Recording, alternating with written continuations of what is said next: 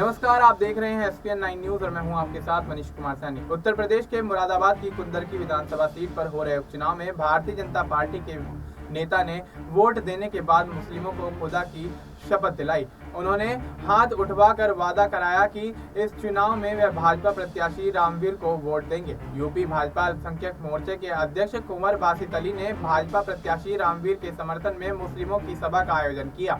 यहाँ आए मुस्लिम मतदाताओं ने हाथ उठाकर शपथ ली कि हम खुदा की कसम खाते हैं कि भारतीय जनता पार्टी के प्रत्याशी रामवीर को वोट देंगे और उन्हें जिताएंगे। भाजपा नेता के कहने पर यहाँ आए मुस्लिमों ने हाथ उठाकर खुदा की शपथ लेते हुए भाजपा प्रत्याशी रामवीर को वोट देकर जिताने का वादा भी किया।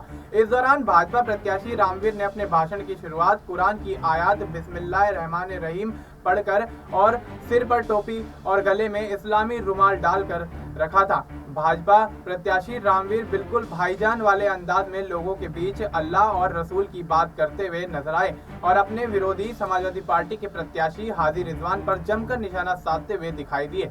भारतीय जनता पार्टी के प्रत्याशी ने कहा कि अब सपा प्रत्याशी आप लोगों को कहेंगे कि आप भाजपा को वोट करोगे तो काफिर हो जाओगे। वहीं जब खुद उन्होंने 2022 के चुनाव में भाजपा को वोट देने की अपील की थी, जिला पंचायत के चुनाव में सपा के विधायकों ने भाजपा प्रत्याशी को पैसे लेकर वोट दिया था, तब वह काफिर क्यों नहीं हुए? तो भाइयों, सपा वालों को बहकावे में आने की जरूरत नहीं है। वह खुद सपा बसपा भाजपा को वोट देते हैं तो काफिर नहीं होते हैं और आप लोगों को डराते हैं। अब डरने की कोई जरूरत नहीं है। भारतीय जनता पार्टी के प्रत्याशी मुस्लिम मतदाताओं के बीच बिल्कुल इस्लामी अंदाज में तकरीर कर रहे थे।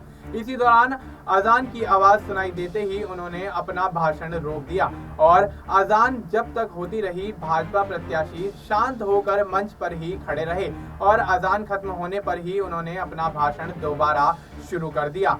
भाजपा प्रत्याशी रामवीर सिंह ठाकुर का यह अंदाज मुस्लिम मतदाताओं को कितना पसंद आया, यह तो 13 नवंबर को मतदान वाले दिन ही पता चल पाएगा।